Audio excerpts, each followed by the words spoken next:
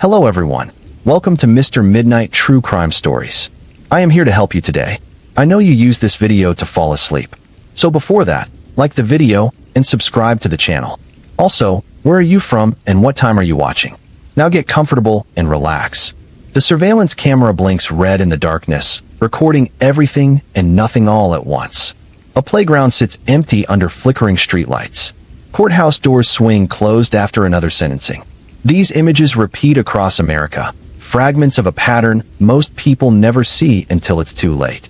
Tonight, we're going to examine that pattern, pull it apart, and ask the question that haunts every community that's lived through tragedy. What happens when warning signs are seen but not acted on? This isn't a story about 5 random crimes. This is a story about 5 preventable tragedies, 5 moments when systems designed to protect people simply didn't work fast enough, or didn't work at all. These cases span different states, different decades, different types of violence. But they share something fundamental. In each one, someone saw something. Someone knew something. And yet, the machinery of prevention, of intervention, of justice, ground too slowly to stop what was coming. We're going to spend the next few hours walking through these cases with the respect they deserve. These aren't entertainment. These are real people whose lives ended or changed forever because the systems we trust failed them. We'll look at surveillance and what it can and cannot prevent. We'll examine parole systems stretched so thin they become meaningless. We'll confront the impossible decisions courts face when children commit adult crimes. We'll see what happens when mental illness collides with a system unprepared to handle it. And we'll witness how trust, that most human of bonds, can become the deadliest weapon of all. The first case changed how America thinks about security cameras. It made us believe that if we just watched closely enough, we could keep our children safe. But as we'll see, watching isn't the same as protecting. And knowing what happened isn't the same as preventing it from happening in the first place. Bayshore Heights was the kind of place people moved to specifically because nothing bad ever happened there. A coastal town in Sunridge County, population just under 15,000, where everyone knew their neighbors and kids still walked home from school alone. The year was 2003, before smartphones, before every parent could track their child's location in real time. Trust was the currency of daily life, and it seemed like a safe investment. Emily Hartwell was 11 years old that summer. She was the kind of kid teachers loved, bright and curious, always raising her hand with questions that showed she'd actually been paying attention.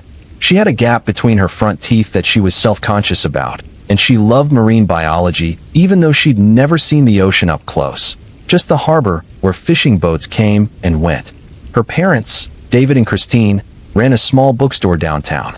Emily would help them stock shelves after school, organizing the children's section with a precision that made her mother laugh. On a Thursday evening in late August, Emily left the library at 6:15. She'd been working on a project about dolphins, taking notes in her careful handwriting, the kind where every letter looks almost printed. The library was 4 blocks from her house, a walk she'd made hundreds of times. The route took her down Maple Street, past the hardware store and the coffee shop, then left onto Seabreeze Avenue where the houses started. It was still light out, that golden hour before sunset when everything looks painted. She never made it home. Christine called the library at 6:45 when Emily wasn't back yet. The librarian, Mrs. Patterson, remembered her leaving right on time, backpack over both shoulders, waving goodbye at the door. Christine called David at the store. He closed up immediately and drove the route Emily would have taken, scanning sidewalks and yards, that first flutter of real worry starting in his chest.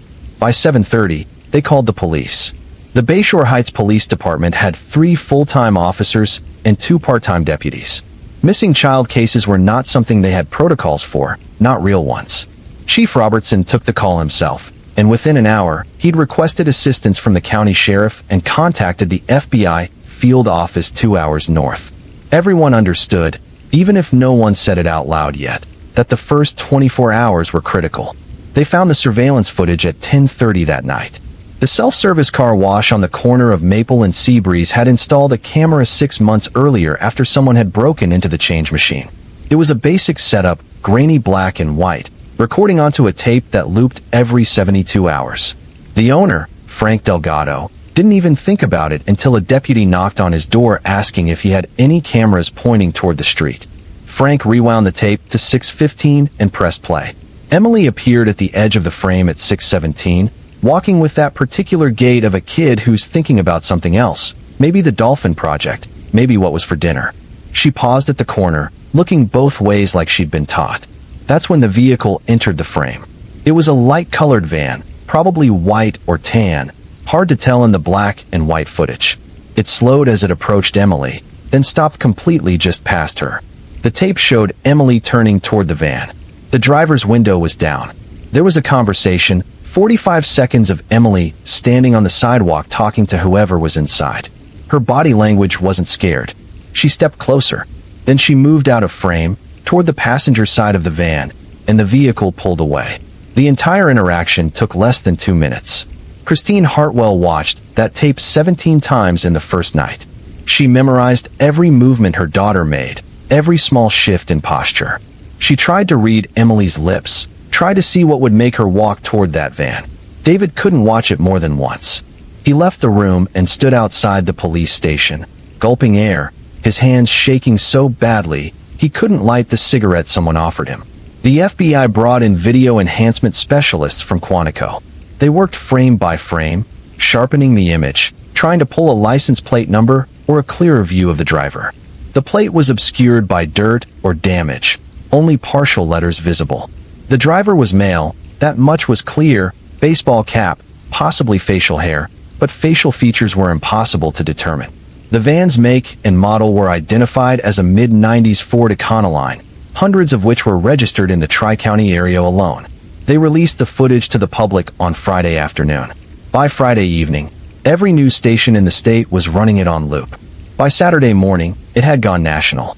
People watched Emily Hartwell walk toward that van over and over again, each viewing another small violence against the memory of who she'd been. Tips flooded in. Hundreds of them. Someone saw a white van parked suspiciously near a school. Someone else remembered a man in a baseball cap at the grocery store acting strangely. Each tip required follow-up, each one pulling already stretched resources in another direction. The FBI coordinated search parties. Volunteers combed the beaches, the woods, abandoned buildings. Divers searched the harbor. Meanwhile, detectives built a profile.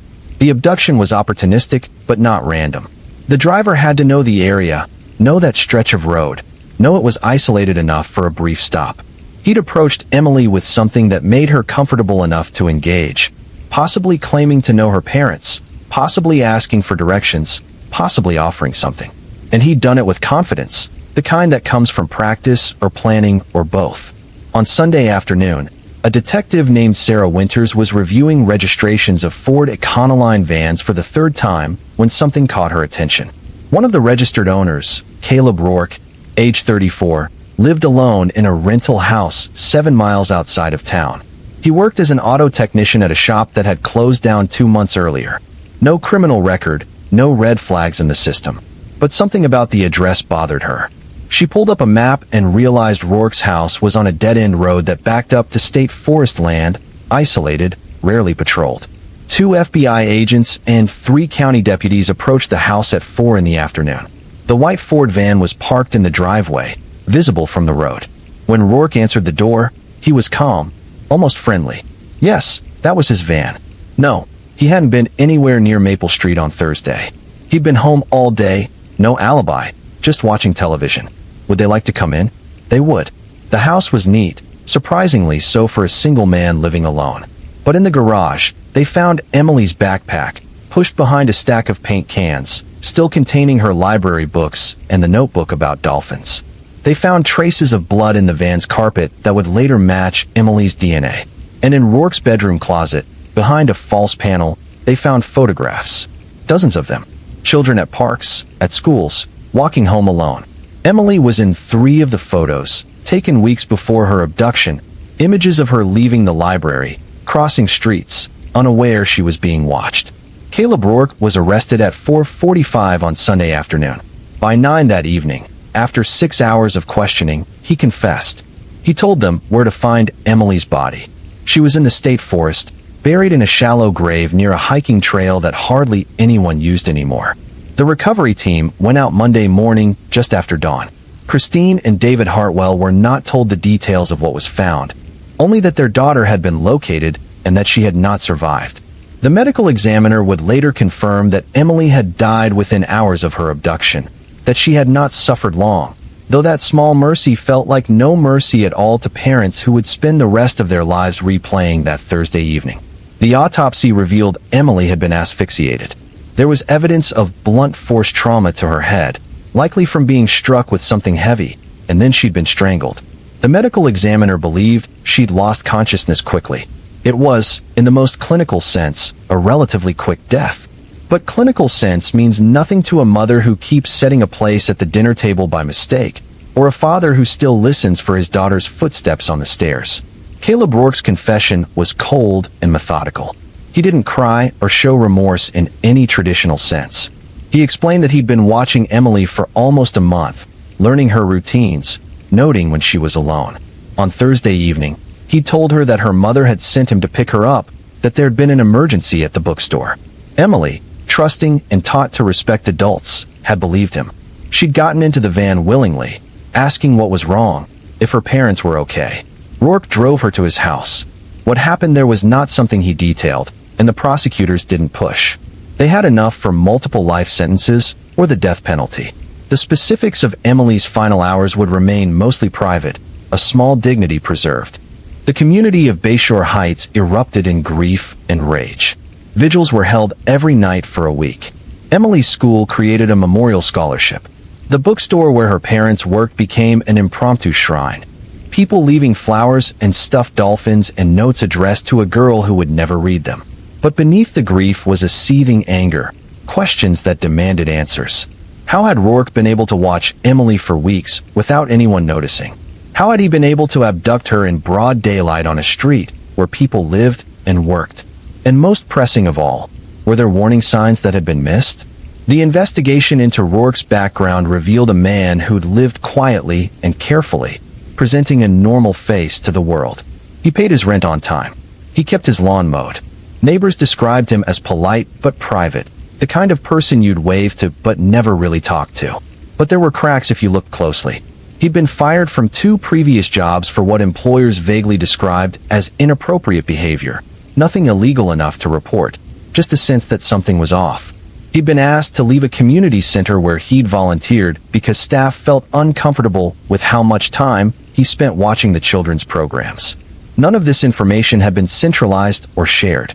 None of it had triggered any official investigation. Rourke had existed in the spaces between systems, his behavior questionable, but never quite crossing the line that would bring intervention. Until it did. The trial began 8 months later in April of 2004. Rourke pleaded not guilty, a decision that baffled even his own defense attorney. The evidence was overwhelming. The surveillance footage, the backpack, the photographs, the confession, the DNA evidence, all of it pointed to guilt so absolute that a trial felt almost performative. But Rourke insisted, and so the legal machinery ground forward. The prosecution presented their case over 3 weeks. They showed the surveillance footage in court, and everyone watched Emily walk toward that van again, knowing now what had happened next. They presented the photographs found in Rourke's closet, each one a small horror, proof of predation and planning. They had FBI profilers testify about predatory behavior and grooming patterns. They had the medical examiner explain, in careful technical language, how Emily had died. The defense tried to argue diminished capacity, suggesting Rourke suffered from mental illness that prevented him from understanding his actions. Psychiatrists examined him and found no evidence of psychosis or delusion. Rourke was, by all clinical measures, sane. He understood right from wrong. He'd simply chosen wrong. David and Christine Hartwell attended every day of the trial. They sat in the front row, holding hands, their faces masks of controlled devastation. Christine would later say that sitting through the trial was like dying slowly, each piece of evidence another small cut. David said he went numb after the first week, that he'd leave his body during the hardest testimony and float somewhere near the ceiling, watching himself sit there, wondering how he was still breathing. The jury deliberated for 3 hours. They found Caleb Rourke guilty on all counts including first-degree murder, kidnapping, and multiple counts of stalking related to the photographs of other children. The sentencing phase began immediately. The prosecution sought the death penalty. The defense argued for life in prison, claiming that execution would be cruel and unusual punishment. The judge listened to both sides, reviewed precedents, and then delivered a sentence that surprised no one: death by lethal injection. Caleb Rourke showed no reaction when the sentence was read. He simply nodded, as if confirming something he'd already known. He was transferred to death row at the state penitentiary, where he would spend the next decade filing appeals, each one denied, each one extending the wait, but never changing the outcome. But Emily's case didn't end with Rourke's conviction. It became a catalyst for change, the kind of tragedy that forces a society to look at itself and ask hard questions. Within 6 months of the trial, Sunridge County had installed over 200 new surveillance cameras in public areas. Schools implemented stricter pickup and drop-off protocols. A countywide registry was created for individuals flagged for inappropriate behavior around children, even if no criminal charges had been filed, a controversial system that raised privacy concerns but gained public support in the wake of Emily's death. The state legislature passed what they called Emily's Law, requiring better coordination between law enforcement agencies regarding individuals with patterns of concerning behavior. It mandated background checks for anyone working with or volunteering around children, checks that went beyond criminal records to include employment history and references. It allocated funding for more FBI resources dedicated to child abduction cases in the critical first hours. These changes mattered. They saved lives, though we'll never know exactly how many because prevented tragedies don't make headlines. But they also revealed something uncomfortable. Emily Hartwell had died not because the tools to prevent her death didn't exist, but because those tools hadn't been used effectively. The surveillance camera that captured her abduction had been installed for property protection, not child safety. The warning signs about Rourke's behavior existed in scattered complaints and uneasy feelings, but no system existed to collect and analyze that information. Emily had been failed not by absence, but by neglect, by systems that existed in theory, but not in practice. Christine Hartwell became an advocate for child safety legislation, traveling to other states, speaking at conferences, meeting with lawmakers. She channeled her grief into action, believing that if Emily's death had to mean something, it should mean that other children would be protected. David couldn't do the same. He closed the bookstore 2 years after Emily's death and moved away from Bayshore Heights. The town held too many ghosts. He remarried eventually, had another daughter, but he never spoke publicly about Emily. His grief was private, a wound that never fully closed. The surveillance footage of Emily's abduction is still used in law enforcement training. Officers watch it to understand how quickly an abduction can happen, how normal everything looks until it isn't. Child safety advocates use it to teach parents about awareness and communication. But every time it's shown, it raises the same uncomfortable question. If we can watch something terrible happen, frame by frame, but can't stop it, what exactly are we watching for? Emily Hartwell was buried in Bayshore Heights Cemetery on a hill overlooking the harbor she'd loved. Her gravestone is simple, just her name and dates and a carved dolphin. People still leave flowers there, even now, more than 2 decades later. Some of them knew her. Most didn't. But everyone who visits understands what she represents. The child who should have made it home safely and didn't. The failure point in a system that promised protection but delivered only documentation. Caleb Rourke was executed by lethal injection in 2014, 10 years after his conviction. He declined to make a final statement. His death brought no closure to the Hartwells, only an ending, which is not the same thing. Christine was not present for the execution. She'd said everything she needed to say in her victim impact statement at the original sentencing. David didn't attend either. Rourke's death changed nothing for them. Emily was still gone. That would never change. But if Emily's case taught America that surveillance could capture crimes, the next case would teach a harder lesson. That watching someone commit a crime, even multiple crimes over decades, means nothing if the system keeps letting them go free. This failure wasn't about missing evidence or overlooked warning signs. This was about warning signs that were seen, documented, and then ignored over and over again until the body count became undeniable. Victor Halden was born in 1958 in a small town in eastern Montana where winters were brutal and memories were long. His childhood was marked by instability, the kind that gets written about in true crime profiles as if it's an excuse rather than just context. His father drank and disappeared for weeks at a time. His mother worked double shifts at a truck stop diner and had little energy left for parenting. Victor was left to raise himself, mostly, along with the other kids in the trailer park who formed their own loose family of neglect. The first time Victor Halden hurt someone, he was 13 years old. A neighbor's dog had been barking for hours, that kind of relentless sound that gets into your skull. Victor walked over with a baseball bat and beat the animal until it stopped making noise permanently. The neighbor, an elderly man named Mr. Thornton, found his dog's body in the yard and called the police. Victor was questioned but claimed he'd been nowhere near the Thornton property. There were no witnesses, no proof beyond the old man's suspicion. The case went nowhere. A year later, Victor was arrested for breaking into a teacher's house and stealing jewelry. He was 14. The juvenile court sentenced him to probation and counseling. The counselor noted in her report that Victor showed limited empathy and seemed to view consequences as things that happened to other people. She recommended continued supervision and possible residential treatment. The recommendation was filed away and forgotten. Victor completed his probation without incident, or at least without getting caught for anything else. At 16, he attacked a classmate behind the school gymnasium, a girl 2 years younger who'd rejected his advances.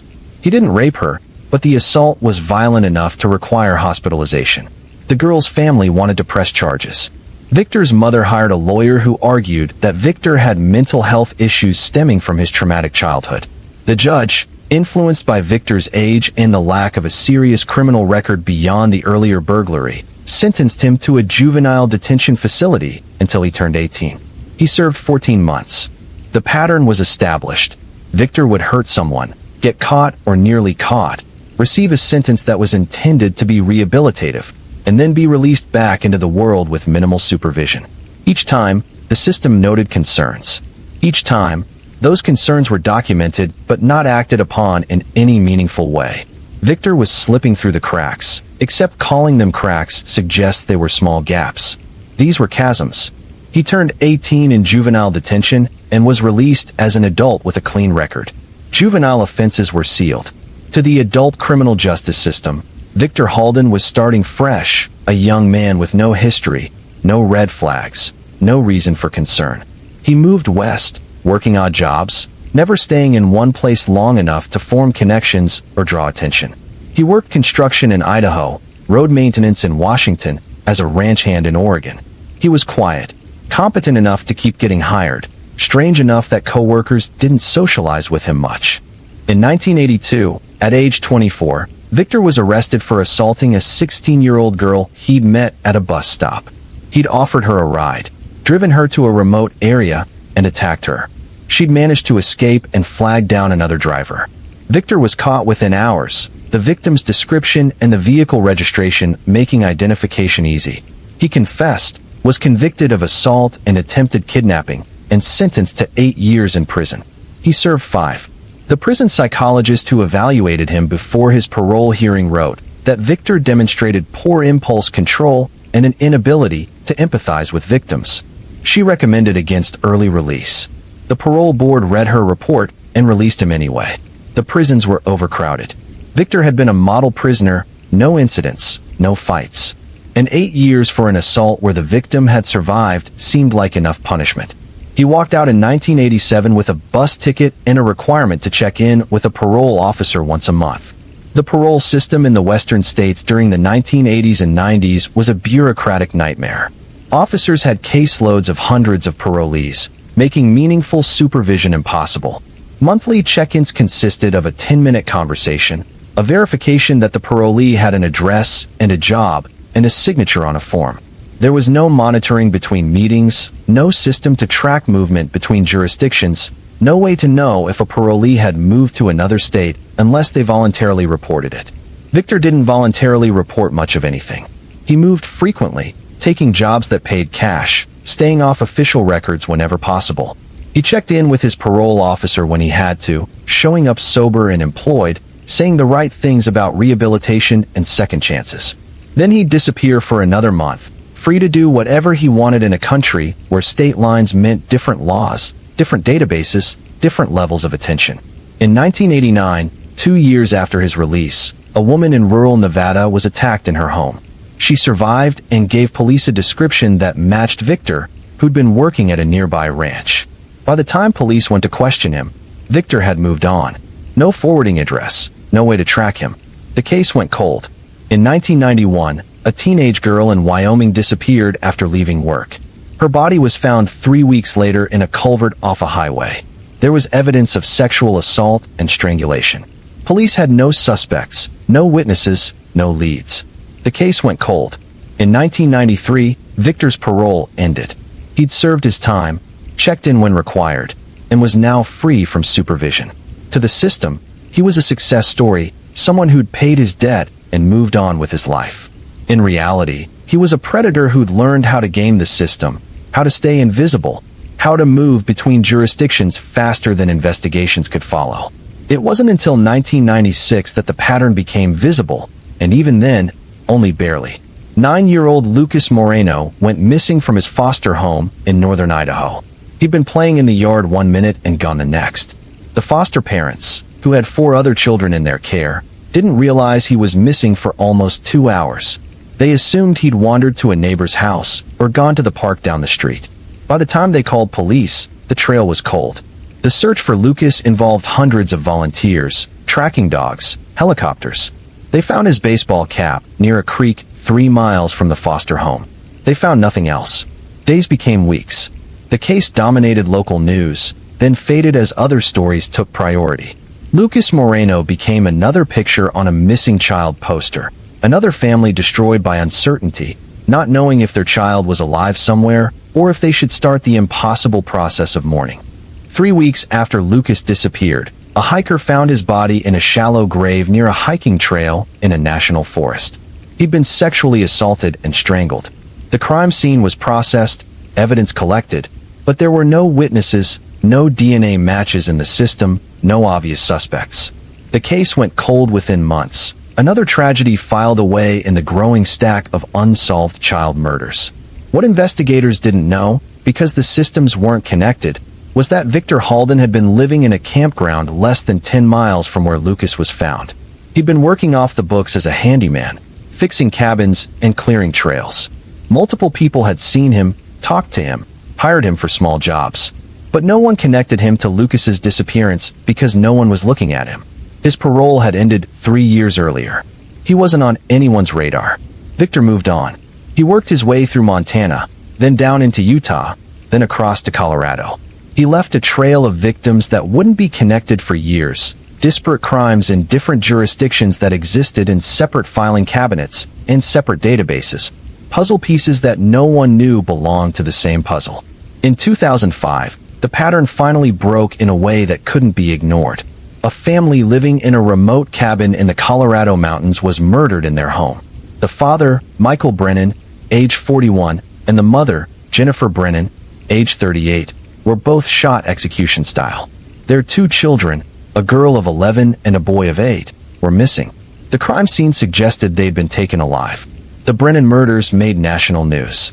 A family slaughtered in their home, children abducted, a killer who'd left almost no evidence beyond the bullets and the blood. The FBI joined local law enforcement. A task force was formed. Every available resource was thrown at finding those children before it was too late, if it wasn't already. The boy, Christopher Brennan, was found 4 days later wandering on a highway 30 miles from the cabin. He was dehydrated, traumatized, barely able to speak. He'd been held somewhere dark, he told them, a basement or a cellar. A man had brought him food and water, but mostly left him alone. The man had taken his sister somewhere else. Christopher didn't know where. Then, just hours before he was found, the man had put him in a vehicle, driven for a while, and pushed him out on the side of the road, telling him to walk toward the sunrise. Christopher's description of his captor was detailed enough to work with. Male, older, maybe late 40s, graying hair, beard, quiet voice. The vehicle was a truck, dark-colored, with a camper shell. Christopher remembered a bumper sticker about fishing. These details went out to every law enforcement agency in the region. Roadblocks were set up. Helicopters searched the mountains and valleys. The girl, Sarah Brennan, was found 6 days after her brother, in a gas station bathroom 80 miles away. A woman had heard crying from the restroom, knocked, and found Sarah locked inside, bound with duct tape. She was alive, but had been sexually assaulted. She couldn't tell police much about where she'd been held. It was dark, underground, cold. The man had kept her blindfolded most of the time. But Sarah remembered something Christopher didn't. She remembered the man talking to himself, saying he needed to get rid of the truck, that they were looking for it. She remembered him saying a name, calling himself something that sounded like Victor or Vincent. And she remembered, in one brief moment when the blindfold had slipped, seeing a tattoo on his forearm, an eagle with spread wings, crude and faded, prison ink. The FBI ran the description and the tattoo through their databases. They cross-referenced known offenders in the region with violent histories. They looked for men named Victor or Vincent who might match. And in a file that had been gathering dust for years, they found Victor Halden. Last known address in Oregon, last known employment at a lumber mill, last contact with law enforcement when his parole ended in 1993. No current location, no current employment, nothing but a photograph from his prison release 12 years earlier. They distributed that photograph to media outlets and law enforcement agencies across 5 states. Within 24 hours, they had their first solid lead. A man matching Victor's description and driving a dark blue truck with a camper shell had been seen at a campground near the Wyoming-Colorado border. The campground owner remembered him because he'd paid cash for 2 weeks and hadn't interacted with other campers.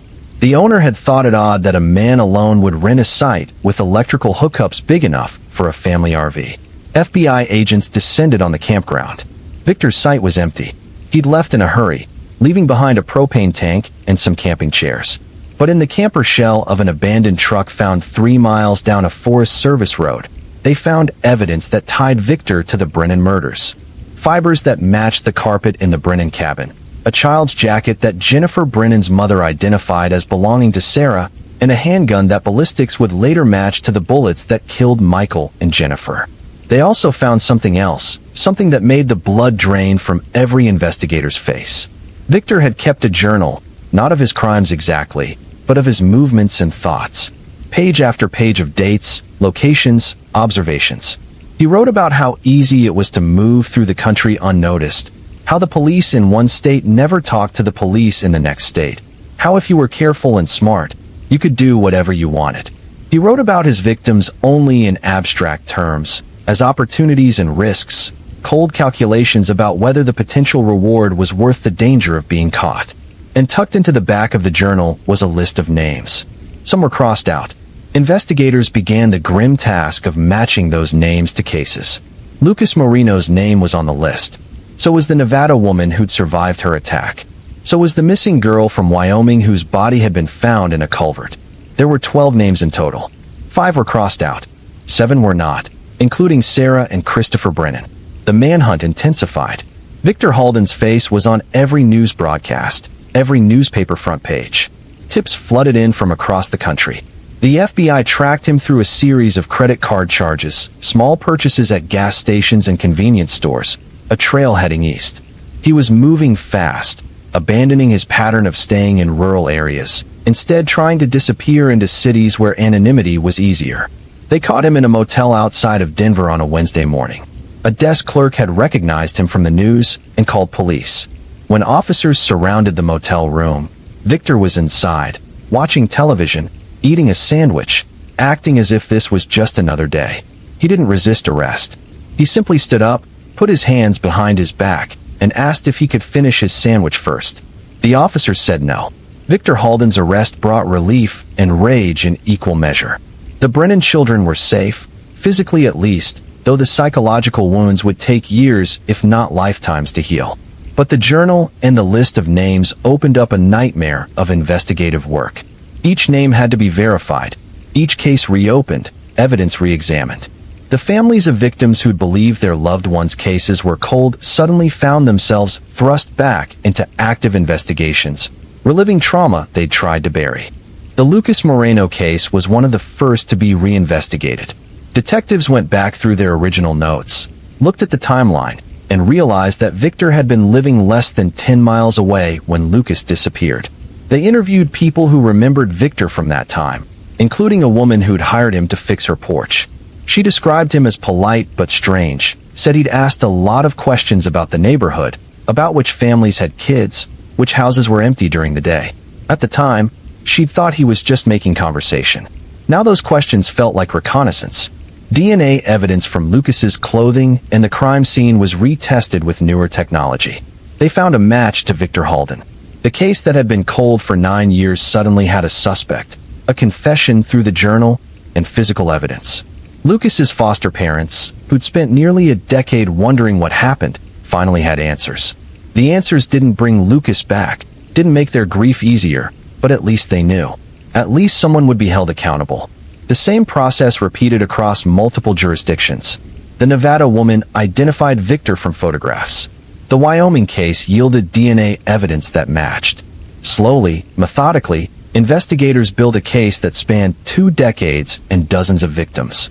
Some of the families had moved on as best they could, rebuilt their lives around the hole left by their missing loved one.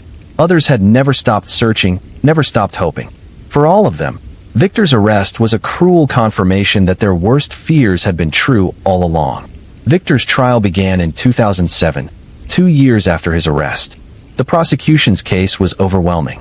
They had physical evidence, DNA, testimony from survivors, the journal, the list of names, decades of criminal history that showed a clear pattern of escalating violence. The defense tried to argue that Victor's childhood trauma had created a person who couldn't control his impulses, that he was sick rather than evil. Multiple psychiatrists examined him.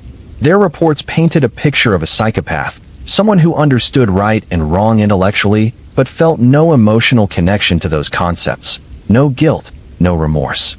The trial lasted 6 months, one of the longest criminal trials in Colorado history. The prosecution called over 100 witnesses. They presented evidence from 8 different murder cases, 3 attempted murders, and multiple assaults. They showed the jury crime scene photos, autopsy reports, testimony from victims who'd survived and families of those who hadn't. It was emotionally exhausting for everyone involved, a marathon of horror that felt designed to break the spirit of anyone who sat through it. Victor Halden showed no emotion during any of it. He sat at the defense table, taking notes occasionally, whispering to his lawyers, but never crying, never showing anger or sadness or fear. When survivors testified, describing in detail what he'd done to them, he watched with what looked like mild curiosity, as if they were describing something that had happened to someone else. When crime scene photos were shown, he looked at them calmly, professionally, like a craftsman reviewing his work. The jury found him guilty on every count. The sentencing phase began immediately. The prosecution sought the death penalty for the murders of Michael and Jennifer Brennan, arguing that the crime was especially heinous because it involved the kidnapping and assault of their children. The defense argued for life in prison, claiming that execution would be too lenient, that Victor should spend the rest of his life in maximum security where he could never hurt anyone again, but would have to live every day knowing he'd failed. The judge sentenced Victor Halden to death. But in a legal twist, because multiple jurisdictions had claims on him for different murders, he was also sentenced to multiple consecutive life sentences without parole. Even if the death penalty was overturned on appeal, Victor would never see freedom again. He was transferred to a maximum security prison to await execution, a process that in Colorado meant years if not decades of automatic appeals. But Victor Halden never made it to the execution chamber. In 2011, for years into his death row stay, he died of a heart attack in his cell. He was 53 years old. Some people called it justice, others called it too easy an ending. The families of his victims had mixed reactions. Some were relieved that they wouldn't have to endure more appeals, more hearings, more years of waiting for closure. Others felt cheated that Victor got to die on his own terms rather than facing the execution he'd been sentenced to. The aftermath of Victor's case led to significant changes in how law enforcement tracks repeat offenders across state lines. The FBI created a national database specifically for violent offenders on parole or probation, allowing agencies to share information in real time. States began requiring more frequent check-ins and GPS monitoring for certain categories of offenders. Parole boards started giving more weight to psychiatric evaluations and patterns of behavior rather than just time served and prison conduct. These changes came too late for Lucas Moreno, for the Brennan family, for the dozen other victims whose names were in Victor's journal. But they represented a recognition that the system had failed catastrophically, that someone like Victor Halden should never have been able to move through the country freely for 2 decades, leaving a trail of bodies and shattered lives behind him. The question that haunted everyone involved in Victor's case was simple and impossible. Why wasn't he stopped sooner? The warning signs were there from the beginning. The violent behavior as a teenager, the assault that sent him to juvenile detention, the prison psychologist who specifically recommended against parole. Every person who evaluated Victor Halden saw the danger, documented the danger, and then watched as the system ignored those warnings and let him go free. Part of the answer was bureaucratic. The systems for tracking offenders across jurisdictions didn't exist or didn't function well. Information that could have connected Victor to multiple crimes was trapped in separate databases that didn't communicate with each other. A detective in Idaho had no easy way to know about a similar crime in Wyoming or Colorado. The technology existed to share information, but the institutional structures to use that technology effectively didn't. Part of the answer was resource-based. Parole officers were overwhelmed with caseloads that made meaningful supervision impossible. Even when officers had concerns about a parolee, they often lacked the time or authority to act on those concerns beyond filing another report that would be read and filed away. Prisons were overcrowded, creating pressure to release inmates early to make room for new ones. The entire system was designed to process people through rather than to actually rehabilitate or monitor them. But part of the answer was also philosophical. The criminal justice system operates on the principle that people who've served their sentences deserve a second chance, that punishment should be finite, that redemption is possible. These are important principles, foundational to the idea of justice as something other than pure revenge. But they create a tension when applied to someone like Victor Halden, someone who every psychiatric evaluation said was dangerous, someone whose pattern of behavior suggested they would offend again. How do you balance the principle of redemption against the safety of potential future victims? Victor's case didn't resolve that tension. It just made it more visible, more urgent. The changes to tracking and supervision that followed his arrest were attempts to thread that needle, to maintain the possibility of redemption while also maintaining public safety. Whether those changes worked is difficult to measure. We know the crimes that happen. We can't count the ones that don't. For the families of Victor's victims, the systemic explanations felt like excuses. Their loved ones were dead because people who should have been watching Victor weren't watching closely enough, because information that should have been shared wasn't shared, because someone decided that Victor Halden deserved another chance even after multiple chances had already been wasted. The policy changes, the new databases, the increased monitoring, all of it felt like small consolation for losses that could never be recovered. Sarah and Christopher Brennan were placed in foster care after their parents' murders. They were eventually adopted by Jennifer's sister and her husband, who tried to give them a normal life despite everything they'd endured.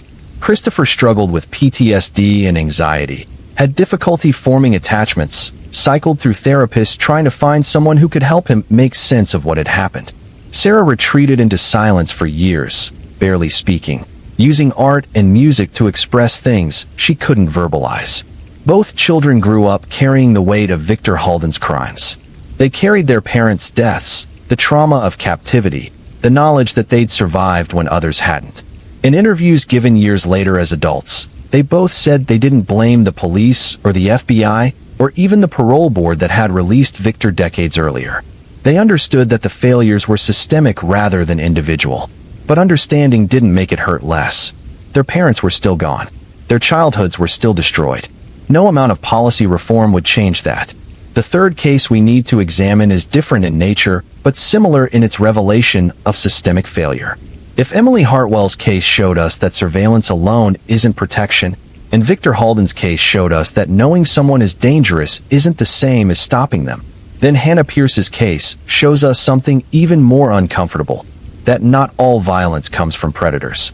Sometimes it comes from children who make terrible decisions in moments of panic, and our system has no good way to handle that truth.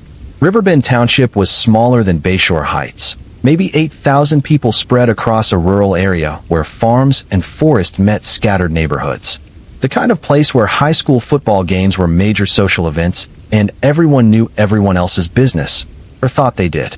In the fall of 2011, that small-town intimacy would become a curse as a local tragedy tore through the community, dividing it in ways that still haven't fully healed. Hannah Pierce was 15 years old when she died.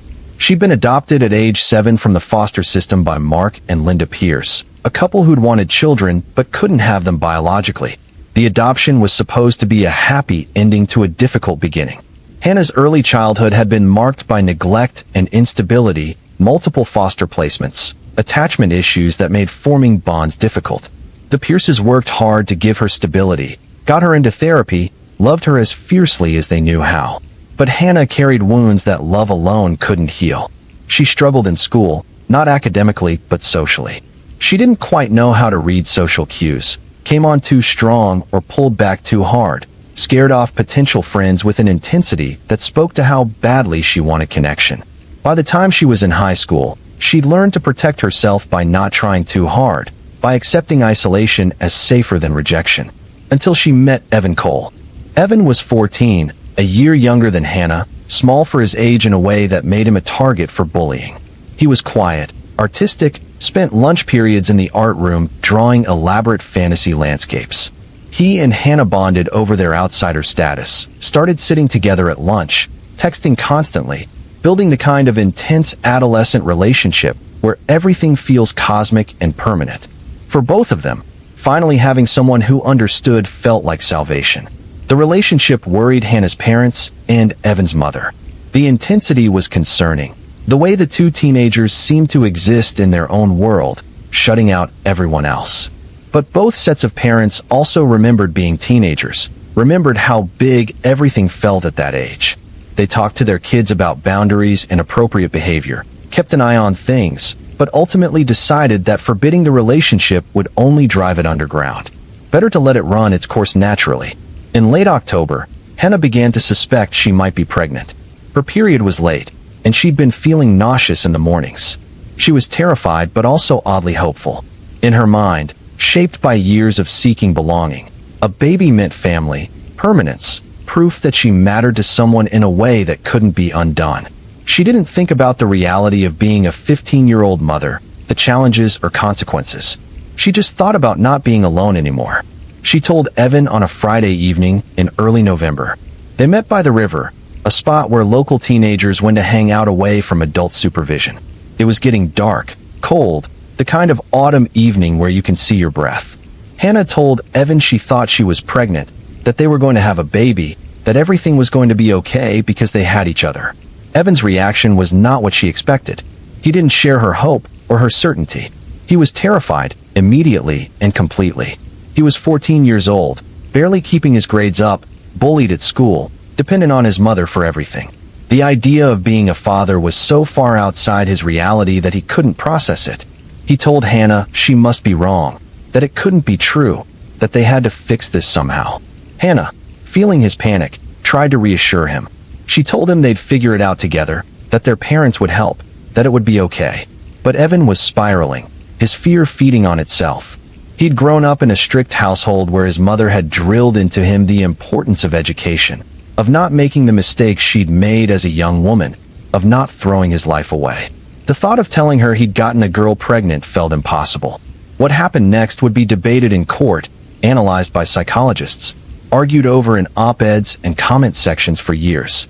The exact sequence of events was never fully clear because only one person survived to tell the story, and trauma and self-preservation color memory. But the general outline was this. Evan and Hannah argued by the river. Evan said things he'd later claim he didn't mean, about how Hannah had ruined his life, how he wished he'd never met her. Hannah, already fragile, already carrying wounds from a childhood of abandonment, heard these words as confirmation of her deepest fear, that she was unlovable, disposable, destined to always be left behind. She might have said she was going to tell everyone. She might have said she'd make sure everyone knew what they'd done. Or she might have just cried and tried to hug him while he tried to pull away. Different reconstructions of those moments exist, based on forensic evidence and Evan's multiple statements that changed over time.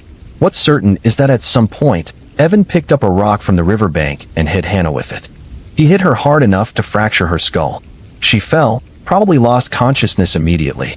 And then, in what Evan would later describe as a fog of panic, he hit her again, and again, until he was certain she wasn't going to get up, wasn't going to tell anyone, wasn't going to ruin his life the way he believed she was about to. Evan left Hannah's body by the river and went home. He went inside his house, ate dinner with his mother, did his homework, went to bed. The next morning, he got up and went to school like it was any other Saturday for a school event. He didn't tell anyone what had happened. He tried to act normal, tried to pretend the previous night hadn't occurred. He might have succeeded if he hadn't made one mistake. At the river, struggling with Hannah, his shoe had come off. It was a distinctive shoe, a sneaker with a custom design he'd drawn on himself, Sharpie artwork that was uniquely his. He'd left it behind in the dark, in his panic to get away from what he'd done. That shoe would be his undoing. Hannah Pierce was reported missing Saturday morning when she didn't come home Friday night.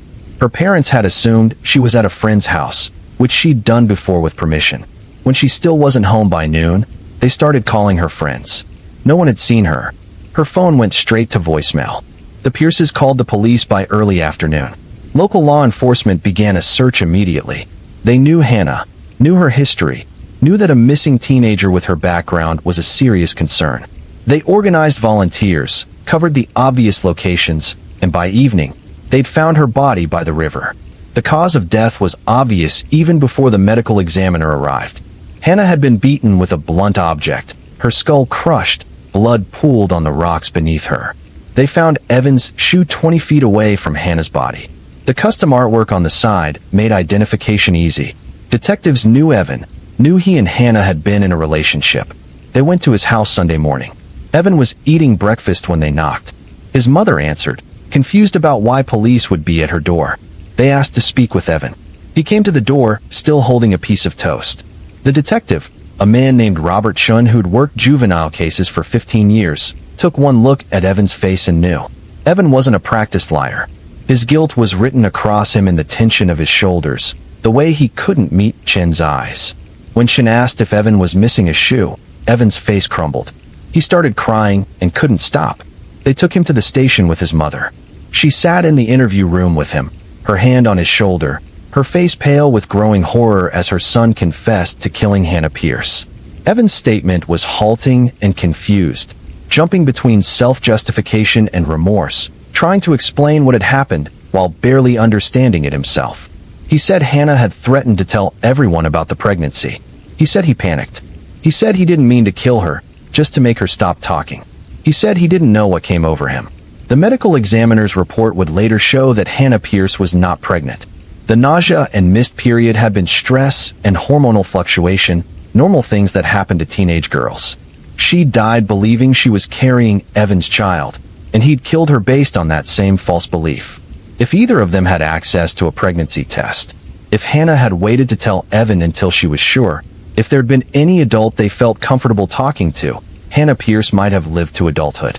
But adolescence doesn't come with that kind of patience or perspective. The Riverbend community reacted to Hannah's murder with shock and division. Some people saw Evan as a monster, a murderer who deserved the harshest punishment possible. They organized vigils for Hannah, demanded that Evan be tried as an adult, called for justice that looked like revenge. Others saw Evan as a child who'd made a terrible mistake, who'd panicked and done something irreversible in a moment of fear. They pointed to his age, his size, his own vulnerability. They asked what punishing him as an adult would accomplish beyond destroying another young life. The prosecutor's office had to decide whether to charge Evan Cole as a juvenile or as an adult. This decision would determine everything about his future. In the juvenile system, the focus would be on rehabilitation. He'd potentially be released at age 21, his record sealed, given a chance to rebuild his life.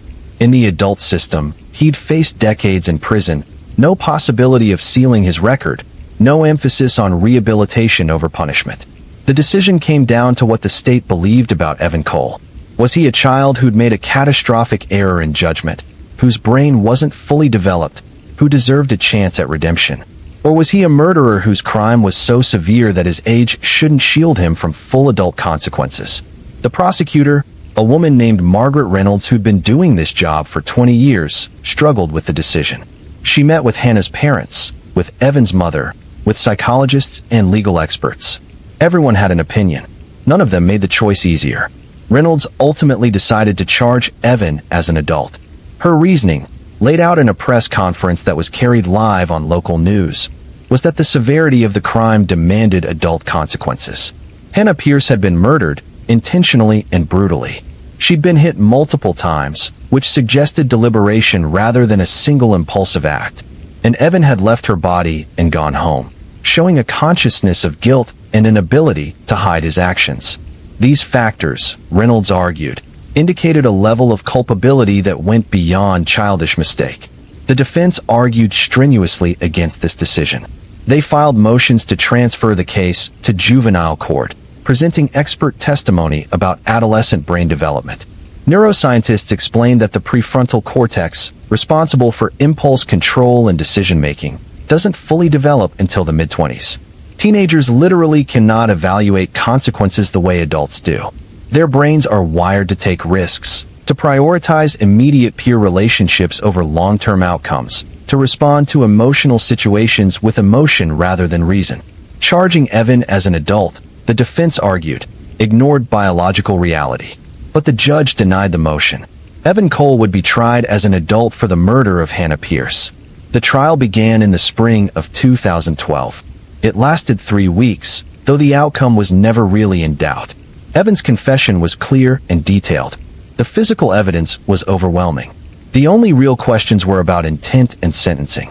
The prosecution painted Evan as someone who'd killed to protect himself, who'd made a calculated decision to end Hannah's life rather than face the consequences of their relationship. They showed the jury crime scene photos, had the medical examiner describe Hannah's injuries in clinical detail. They called Hannah's parents, who testified about their daughter's struggles and dreams, about how hard she'd worked to overcome her difficult start in life, about the future that had been stolen from her. The defense presented Evan as a frightened child who'd made a terrible mistake in a moment of panic. They had psychologists testify about his emotional immaturity, his lack of criminal history, his good behavior in school and at home. They argued that what happened by the river was not premeditated murder, but a tragic accident born of adolescent fear and poor judgment. They asked the jury to consider rehabilitation over pure punishment. Evan testified in his own defense, something his lawyers had debated extensively before deciding the jury needed to hear directly from him. He was small on the witness stand, his voice quiet, his face still showing the remnants of childhood even as he sat in an adult courtroom being tried for an adult crime. He cried as he described what had happened, said over and over that he didn't mean to kill Hannah, that he loved her, that he'd do anything to take it back. The jury deliberated for 2 days. They found Evan Cole guilty of second-degree murder. Not first-degree, which would have required proof of premeditation, but second-degree, which recognized the killing was intentional but not planned in advance. The sentencing phase began immediately.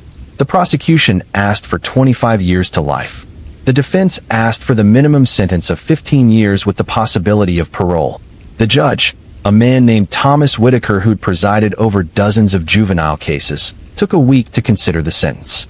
When court reconvened, he delivered a statement that tried to balance justice for Hannah with recognition of Evan's age. He sentenced Evan Cole to 15 years to life, meaning he'd serve a minimum of 15 years before becoming eligible for parole, at which point a board would decide if he'd been sufficiently rehabilitated to safely return to society. Evan would be 29 years old at his first parole hearing. If he survived that long in the adult prison system, where young offenders are particularly vulnerable.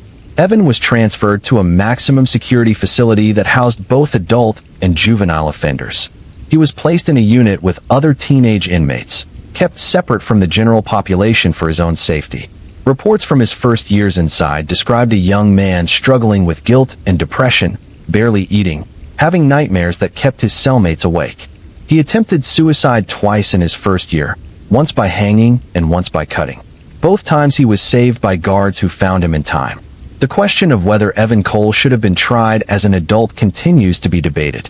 Advocates for juvenile justice reform point to his case as an example of a system that fails to account for developmental science, that treats children as miniature adults rather than recognizing their fundamental differences.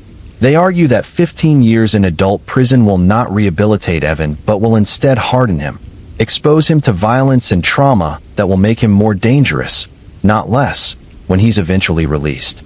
Others argue that Hannah Pierce deserves justice that matches the severity of what was done to her, that being 14 years old doesn't give someone a free pass to commit murder. They point out that Hannah was only 15, also a child, also dealing with adolescent emotions and underdeveloped judgment. If Evan's age should be a mitigating factor in his punishment, shouldn't Hannah's age be an aggravating factor in his crime? She was a vulnerable child who trusted him, and he killed her. That deserves serious consequences, regardless of his brain development. There's no easy answer to this tension.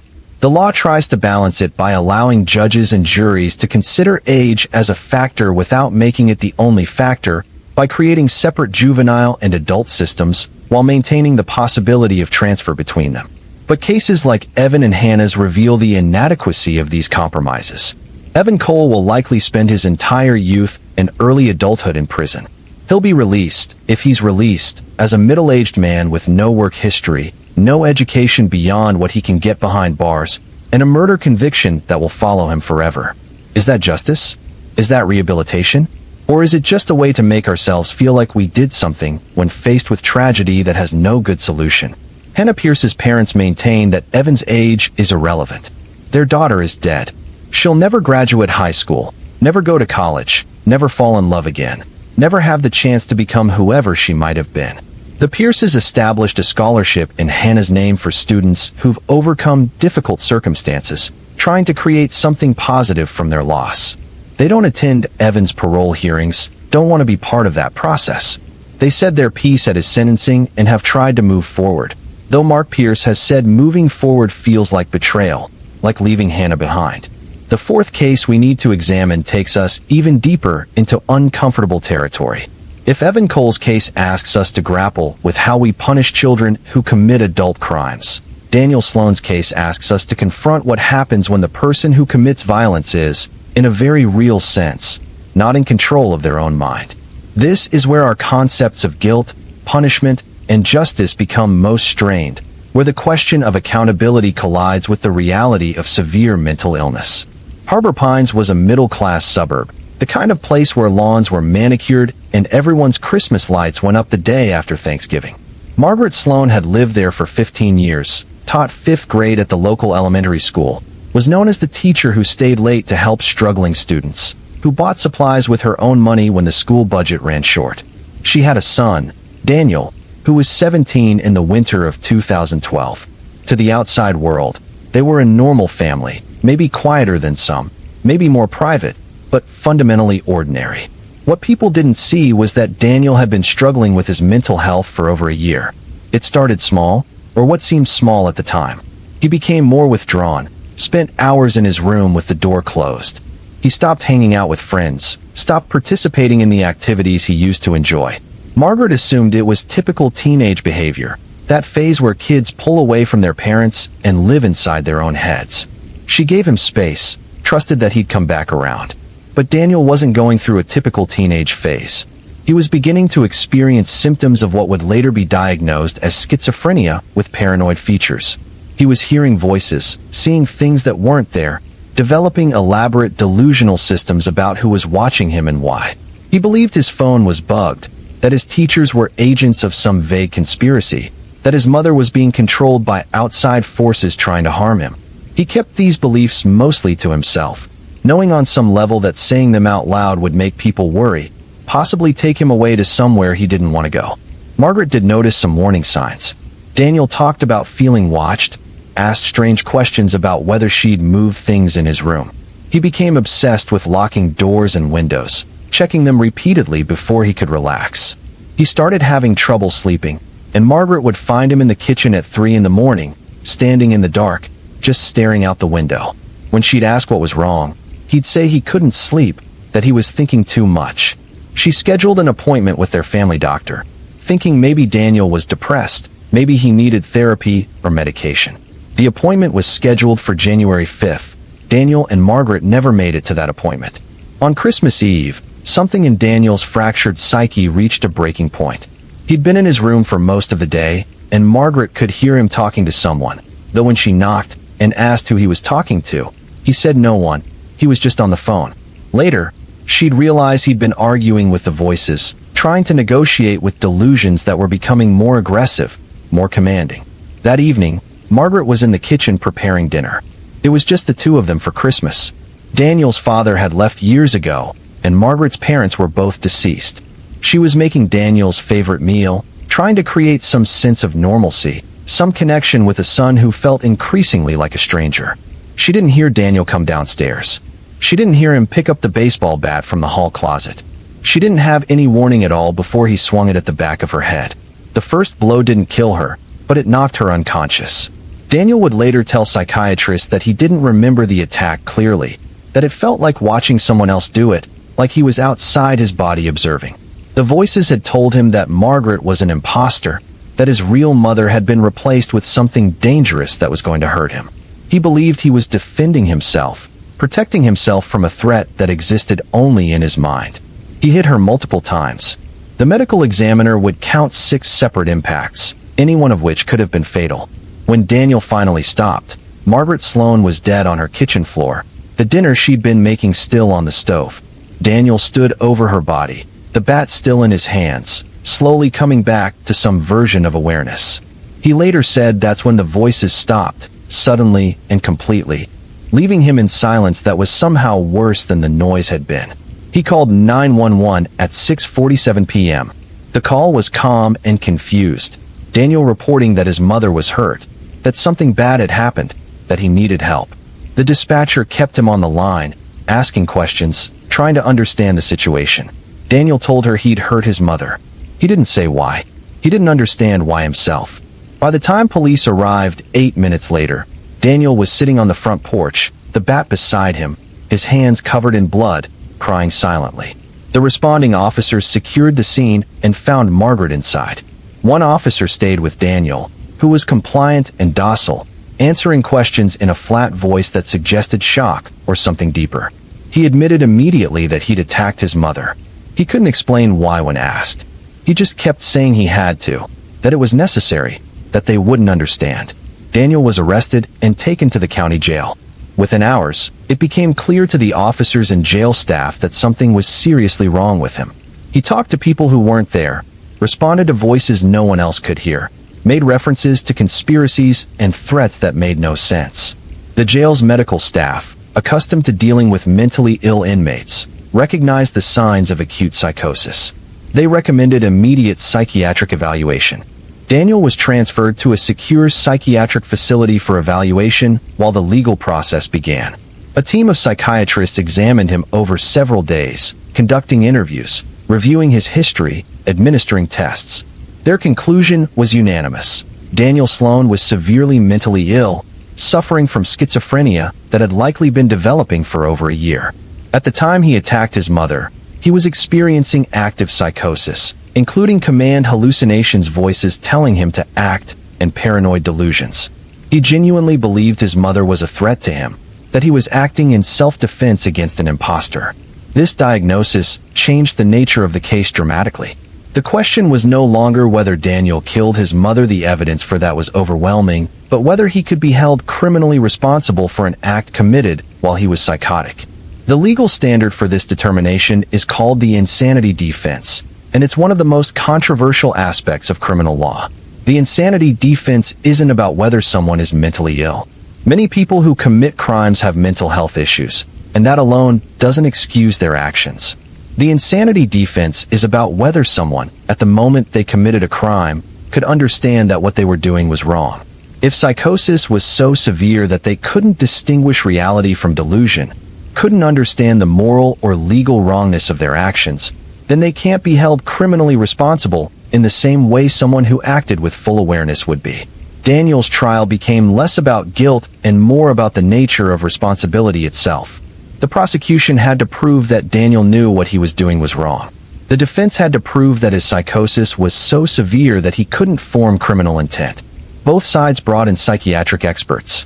Both sides presented evidence. But the real argument was philosophical. What do we do with someone who commits a terrible act while their mind is broken? The prosecution's psychiatrists argued that Daniel had some level of awareness during the attack. He'd chosen a weapon, the baseball bat. He'd waited until his mother's back was turned. After the attack, he'd called 911. which showed he understood he'd done something wrong. These actions, they argued, demonstrated enough cognitive function to establish criminal responsibility, even if Daniel was mentally ill. The defense's psychiatrists countered that everything Daniel did was filtered through his psychotic delusions. He chose a weapon because the voices told him he was in danger and needed to protect himself. He waited for his mother's back to be turned because his delusion told him she was a threat, and he needed the advantage of surprise. He called 911 because once the voices stopped, he was horrified by what had happened, but that horror came after the fact, not during the attack itself. During the attack, he was not Daniel Sloan the rational person, but Daniel Sloan the psychotic patient acting on hallucinations and delusions.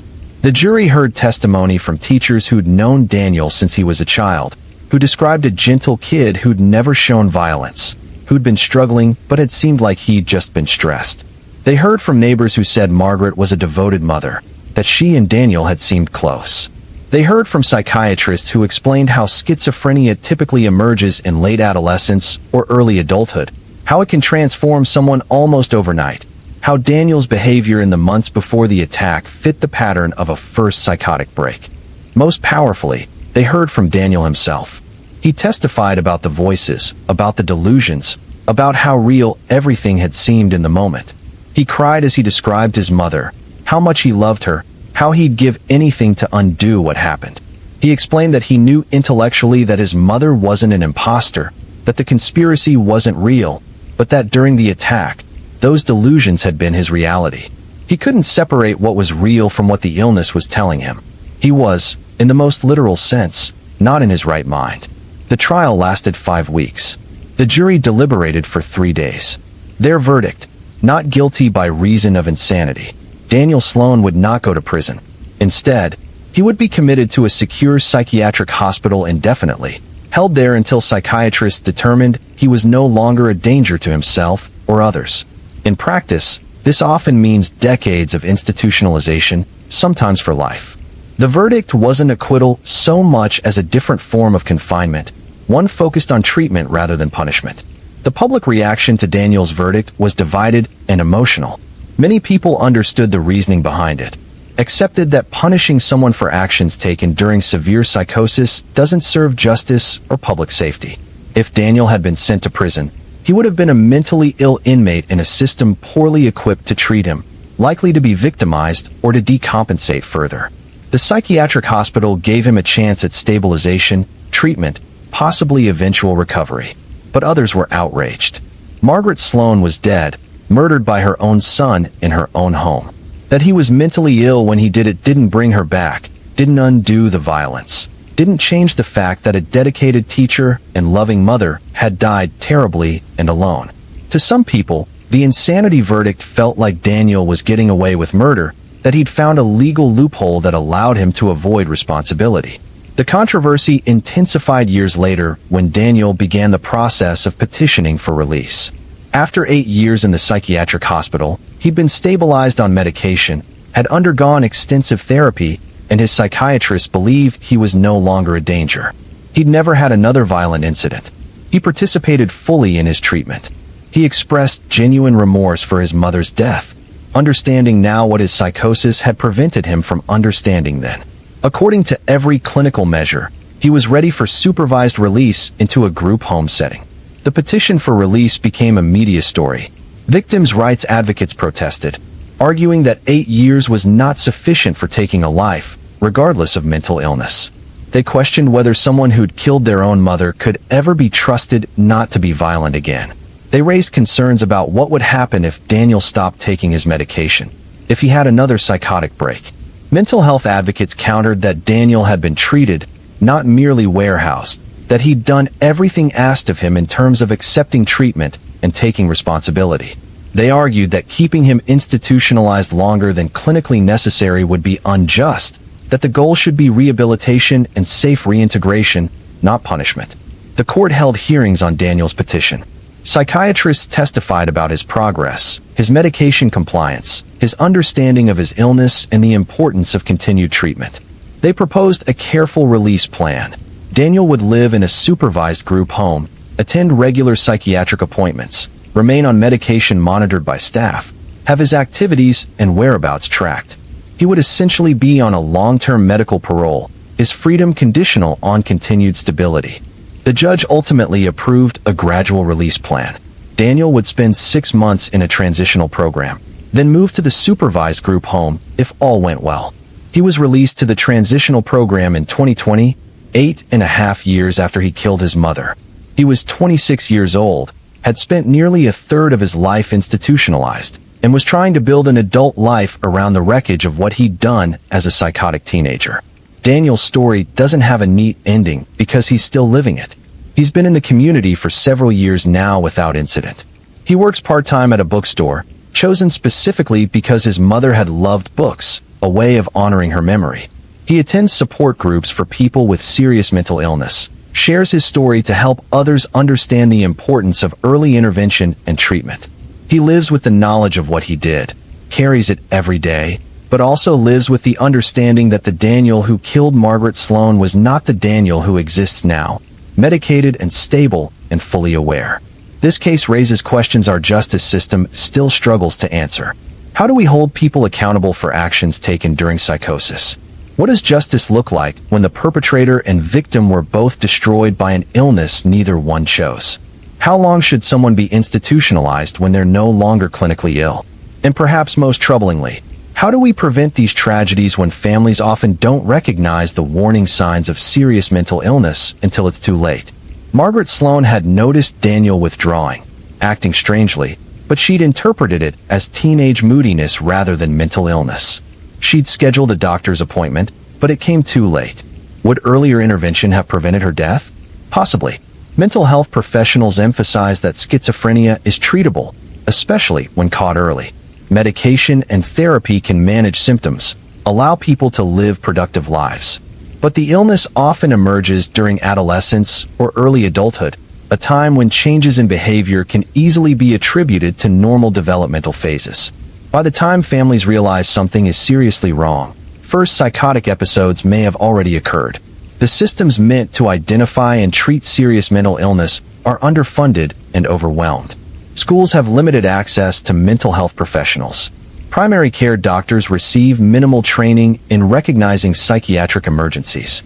Insurance often limits mental health coverage in ways that make intensive treatment prohibitively expensive. And stigma prevents many people from seeking help even when they recognize something is wrong.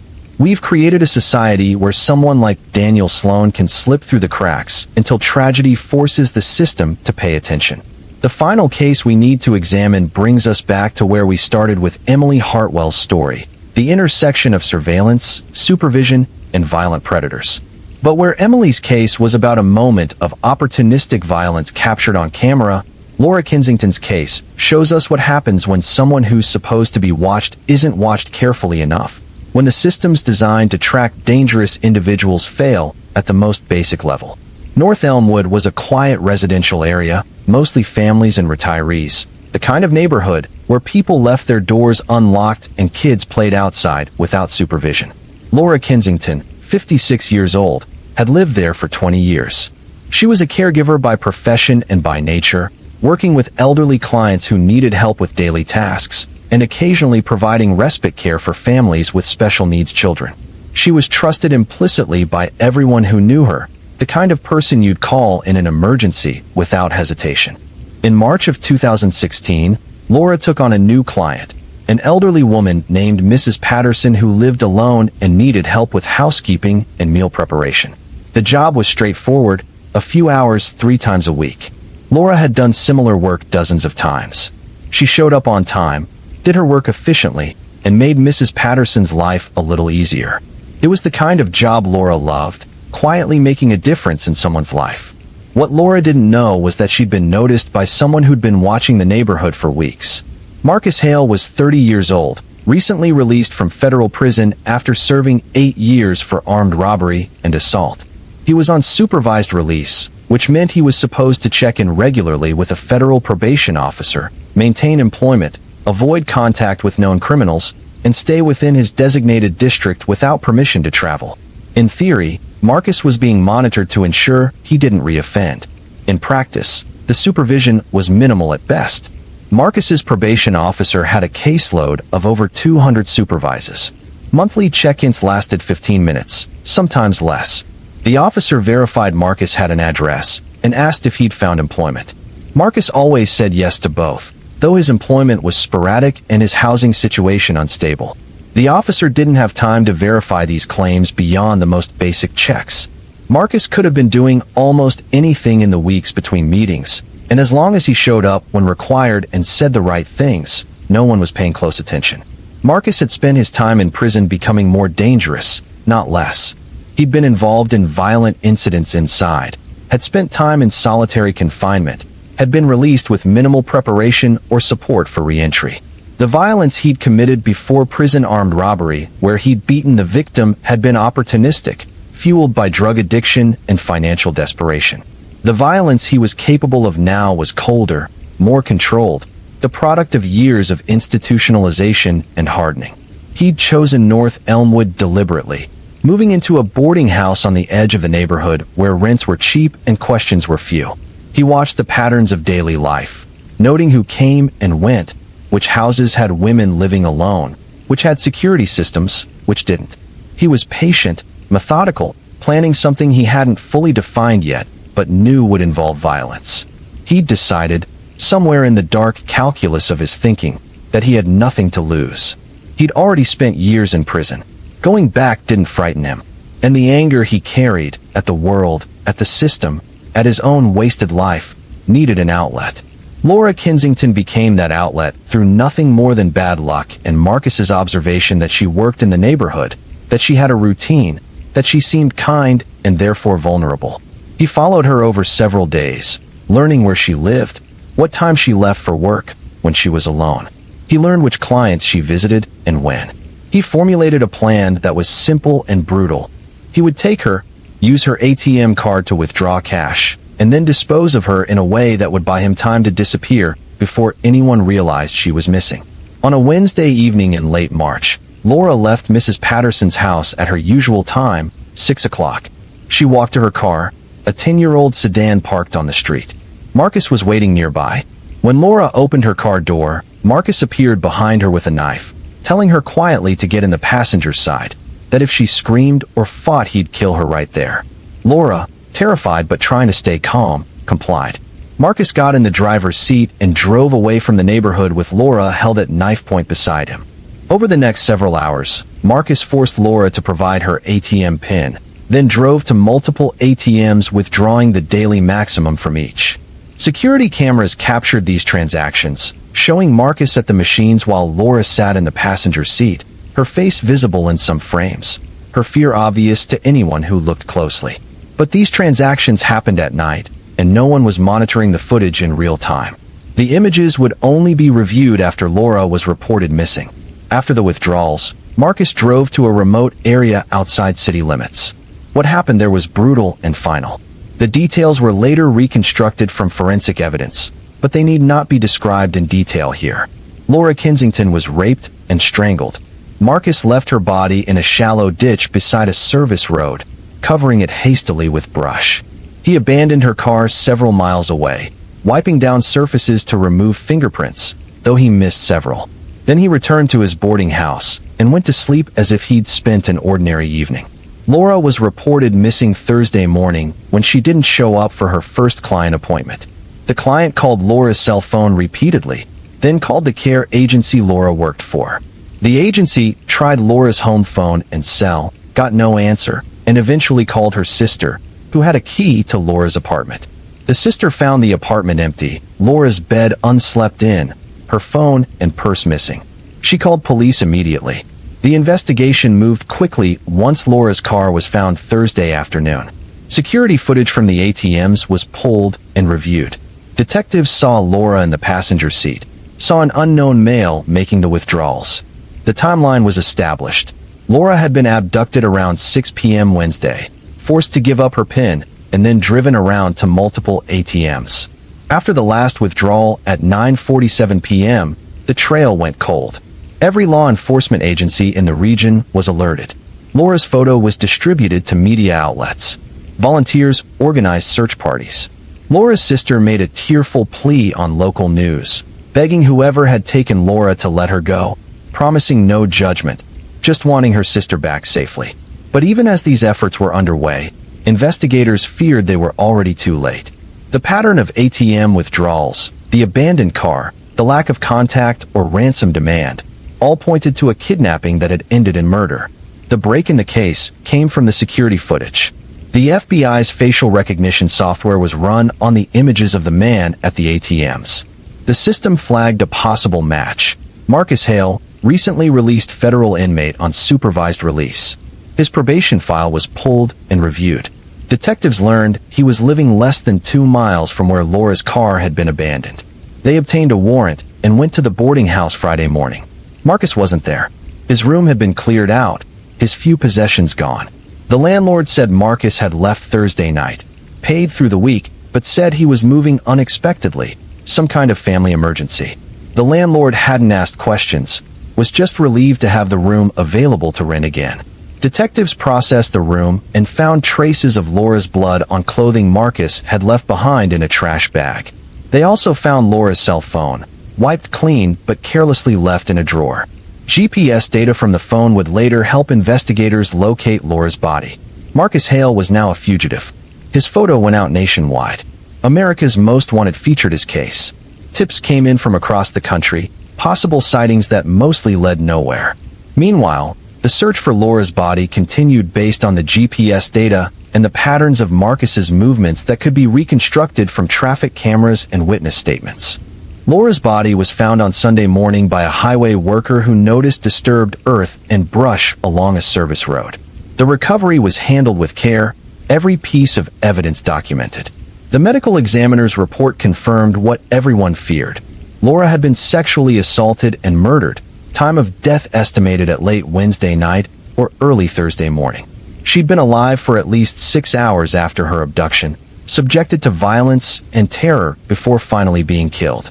The investigation into Marcus Hale's movements and background revealed a cascade of failures that had allowed him to commit this crime. His federal probation officer had last seen him 10 days before Laura's murder. At that meeting, Marcus had claimed he was working at a warehouse, but when investigators checked, the employer had no record of anyone by that name. Marcus had lied, and the lie hadn't been caught because there was no system in place for real-time verification.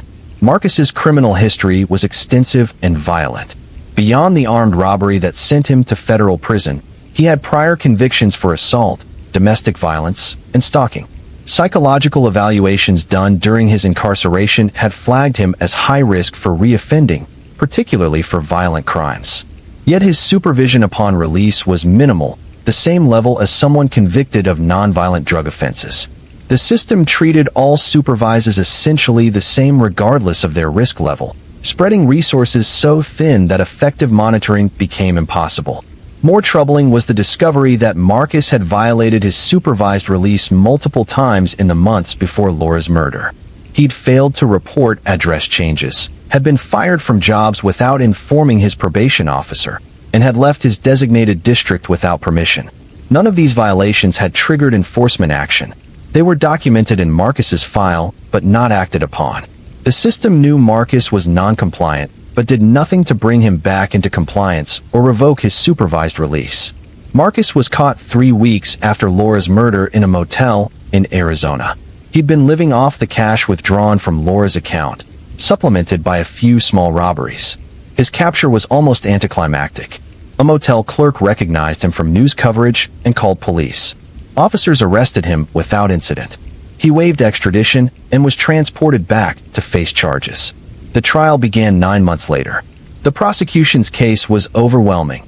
Security footage, DNA evidence, Laura's blood on Marcus's clothing, GPS data, witness testimony. Marcus's defense attorney argued that while Marcus had clearly killed Laura, he'd done so in a moment of panic, that he hadn't planned to murder her. This argument fell flat given the deliberate nature of the crime. The stalking, the abduction, the sexual assault, the disposal of the body. The jury found Marcus guilty of first-degree murder, kidnapping, sexual assault, and robbery. The judge sentenced him to life in prison without the possibility of parole. During the sentencing hearing, Marcus was given the opportunity to make a statement. He stood at the defense table and delivered a rambling speech that blamed everyone but himself for his actions. He blamed his childhood, the prison system, society, even his probation officer for not monitoring him more closely. He said Laura's death was tragic but inevitable, that the system had created him and then set him loose to do exactly what they should have known he'd do. It was a chilling performance, devoid of genuine remorse, focused entirely on his own grievances. Laura's sister, Catherine, delivered a victim impact statement that reduced the courtroom to silence. She described Laura's kindness, her dedication to helping others, the hole her death had left in dozens of lives.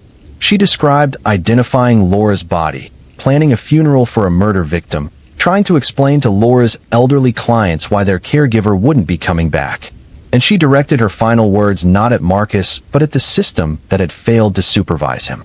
She asked how someone with Marcus's history could be released with minimal oversight, how violations of his supervised release could be documented but not acted upon, how her sister's death could have been prevented if anyone had been paying attention. The aftermath of Laura's murder led to significant reforms in the federal supervised release system. Caseloads for probation officers were reduced, allowing for more frequent and meaningful contact with supervisors. A risk assessment tool was implemented to identify high-risk individuals who required enhanced supervision, including GPS monitoring and more frequent check-ins. Violations of supervised release were flagged for immediate review rather than simply being filed away. And critically, information sharing between law enforcement agencies was improved so that local police were aware when high-risk individuals on federal supervision were living in their jurisdictions. These reforms came too late for Laura Kensington, but they represented a recognition that the system had failed catastrophically. Marcus Hale should never have been able to move freely through a neighborhood, stalking and planning violence, while supposedly being supervised by the federal government. The fact that he could violated the basic premise of supervised release, that dangerous individuals released from prison would be monitored to protect public safety. Catherine Kensington became an advocate for victims' rights and criminal justice reform, speaking at conferences and meeting with legislators. She emphasized that reform didn't mean being soft on crime, but rather being smart about it. She argued that effective supervision protects communities far better than harsh sentences followed by inadequate monitoring. She pushed for funding increases for probation services, for better training for officers, for technology that could help track compliance without requiring impossible caseloads. Laura's case also reignited debates about mandatory minimum sentences and prison reform. Marcus's 8-year sentence for armed robbery had seemed appropriate at the time, but it had done nothing to address the underlying issues that made him dangerous. He'd served his time in an overcrowded prison that focused on warehousing rather than rehabilitation. He'd been released with minimal support or preparation for re-entry. And then he'd been placed on supervision that existed more in theory than in practice. Every step of the process had failed to prevent him from reoffending, and Laura had paid the price for those failures. Now, as we approach the end of this examination of 5 cases spanning 2 decades, patterns become visible. These weren't random tragedies. They were systematic failures, different in detail but similar in structure. Each case involved warning signs that were seen but not acted upon, systems that existed but didn't function, opportunities for intervention that were missed or ignored. Let's pull those patterns apart and see what they tell us about justice, prevention, and the gap between what we promise to do and what we actually accomplish.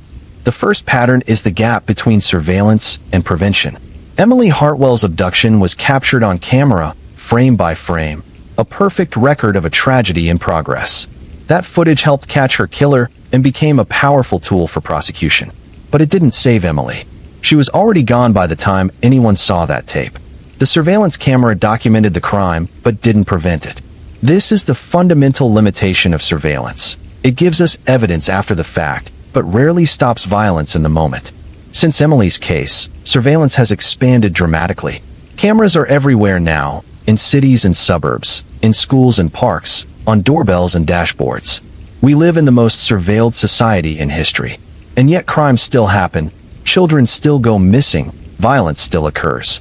Surveillance makes solving crimes easier, makes prosecution stronger, gives us a sense that we're doing something to stay safe. But it doesn't actually make us safer in any preventive sense. We've invested billions in watching ourselves, and what we've gained is documentation, not protection. The second pattern is the failure of parole and supervised release systems. Victor Halden and Marcus Hale both spent years moving through the world while supposedly being monitored by authorities. Both had extensive violent histories.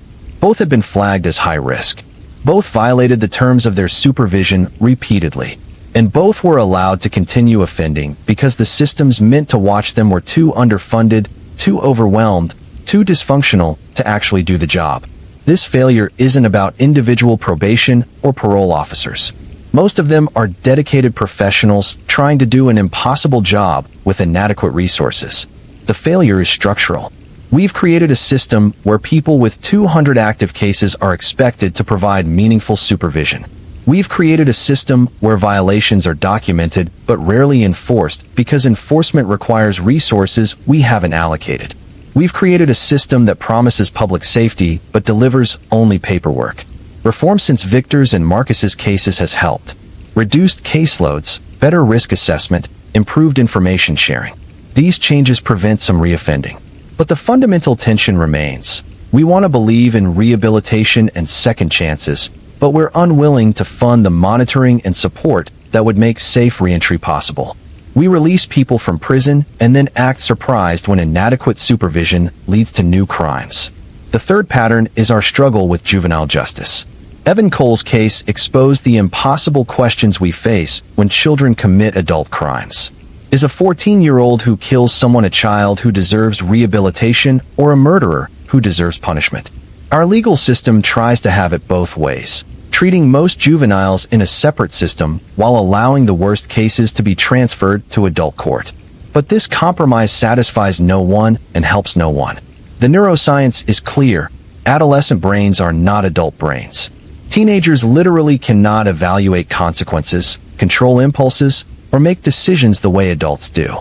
Charging them as adults ignores biological reality. But teenagers can also cause real harm, can kill, can destroy lives. Hannah Pierce is just as dead whether Evan Cole's brain was fully developed or not. The challenge is creating a system that recognizes both truths, that juveniles are fundamentally different from adults, and that their crimes still require accountability and consequences. Some jurisdictions have moved toward blended sentencing, where juvenile offenders are sentenced in the juvenile system, but with the possibility of transfer to adult prison if they don't respond to treatment. This approach tries to balance rehabilitation with public safety, giving young offenders a chance while maintaining serious consequences if they squander that chance. But it's still imperfect, still forcing impossible choices on judges and juries who have to predict whether a 15-year-old murderer can be rehabilitated. The fourth pattern is the crisis in mental health treatment. Daniel Sloan killed his mother during a psychotic break, experiencing delusions and hallucinations that made him unable to recognize reality. He was found not guilty by reason of insanity, because legally, you can't be held responsible for acts committed when you're that divorced from reality. But the system that treated Daniel after his mother's death should have been available before she died. Early intervention might have prevented the tragedy entirely. Mental health care in America is fragmented, underfunded, and stigmatized. People experiencing first psychotic episodes often don't get treatment until after they've done something that brings them into the criminal justice system. Families don't know how to recognize warning signs, don't know how to access care, often can't afford treatment even when they do find it. We've essentially decided to use jails and prisons as our mental health system, criminalizing illness because we won't fund actual treatment. The cost of this approach is measured in tragedies like Margaret Sloan's death. She noticed Daniel was struggling, scheduled a doctor's appointment, tried to help in the ways she knew how. But she didn't recognize the severity of his illness, didn't know that paranoid schizophrenia was emerging, didn't understand that her son was becoming dangerous. By the time the system intervened, she was dead and Daniel's life was destroyed. Both were victims of an illness that's treatable if caught early, but devastating when ignored. The fifth pattern, running through all these cases, is the gap between the systems we've designed and the systems we've actually built. We have laws about supervision, but we don't fund enough probation officers. We have policies about mental health intervention, but we don't provide accessible care. We have rhetoric about protecting children, But we install cameras instead of providing the community programs and support systems that would actually keep kids safe. This gap exists because, as a society, we prefer the appearance of action over the reality of investment. Installing surveillance cameras is visible and feels like we're doing something about crime. Funding probation services is invisible and feels like helping criminals. Building mental health infrastructure is expensive and benefits people we'd rather not think about.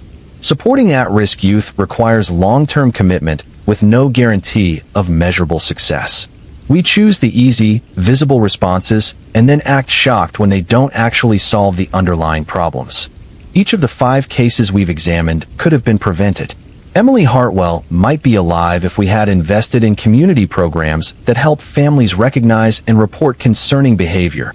If Caleb Rourke's pattern of inappropriate interest in children had been centralized and acted upon.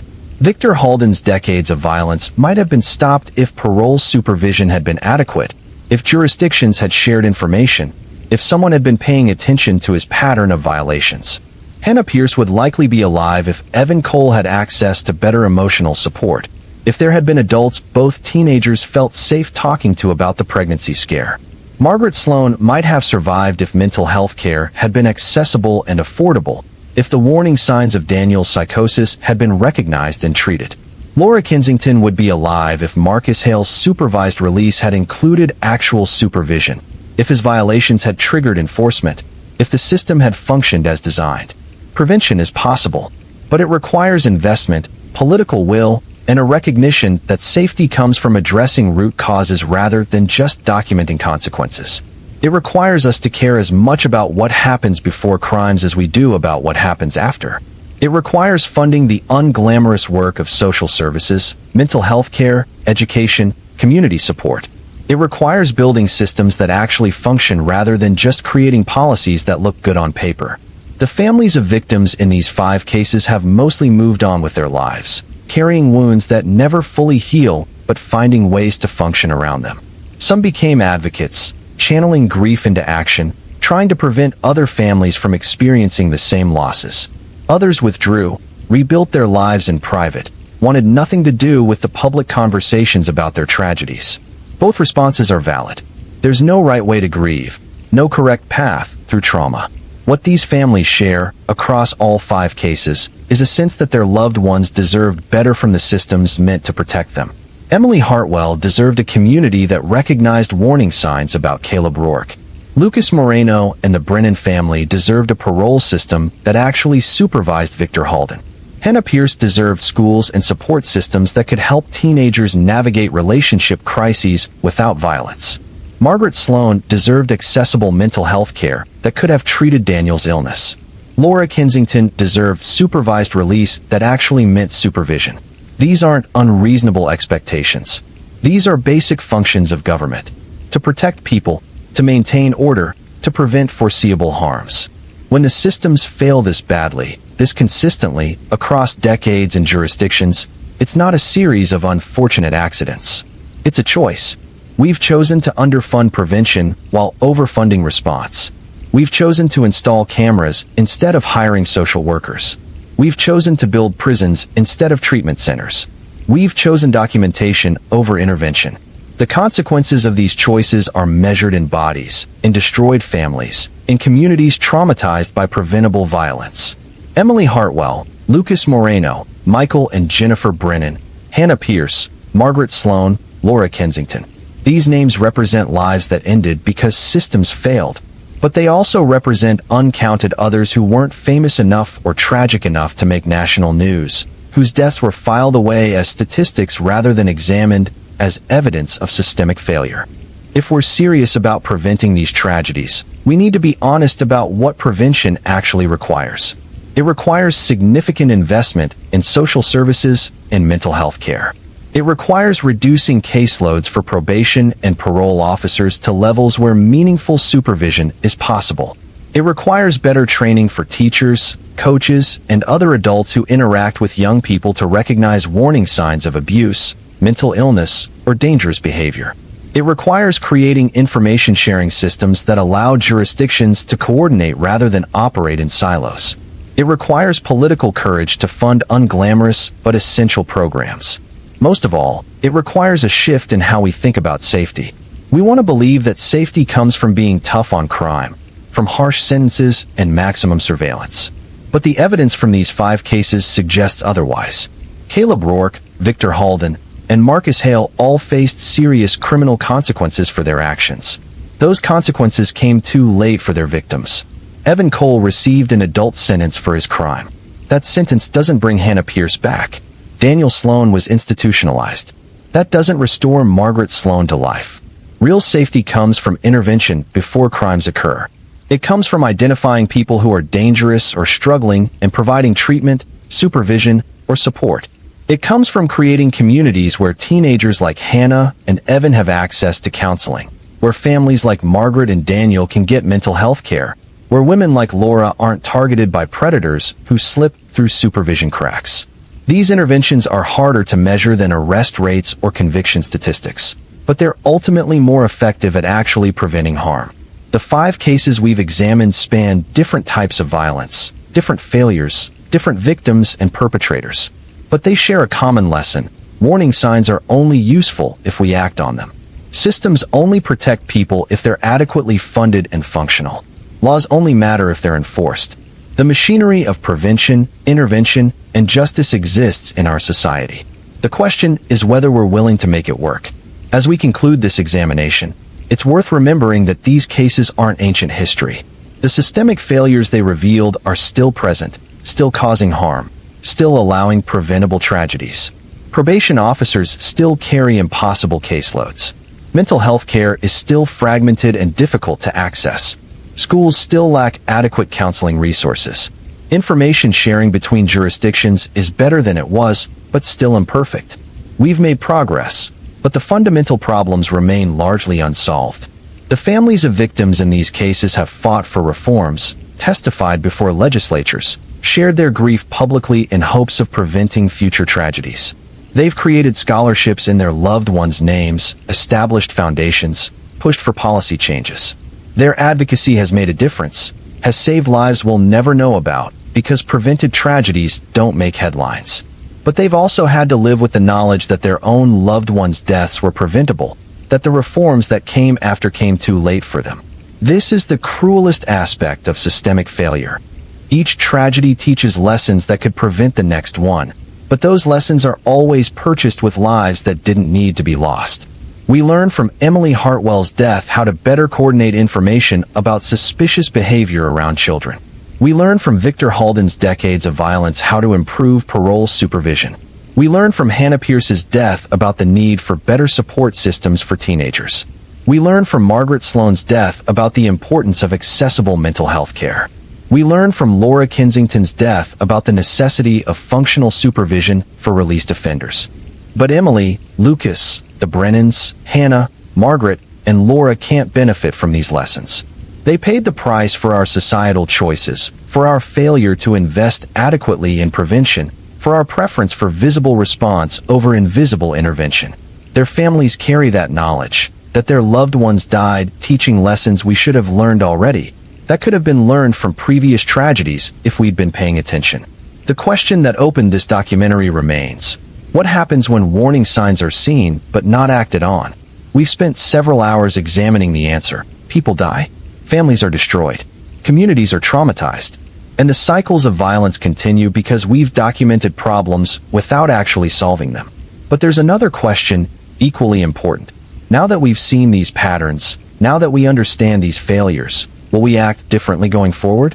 Will we fund the programs and systems that would actually prevent violence rather than just responding to it? Will we choose investment in mental health care, supervision, social services, and community support? Or will we continue to prefer the appearance of action over the reality of prevention? The 5 cases examined in this documentary span from 2003 to 2016, but their lessons remain urgently relevant. The systemic failures that allowed these tragedies continue to exist, continue to put people at risk, continue to prioritize response over prevention. We can choose differently. We can build systems that actually function. We can invest in the unglamorous work of keeping people safe rather than just documenting when we fail to do so.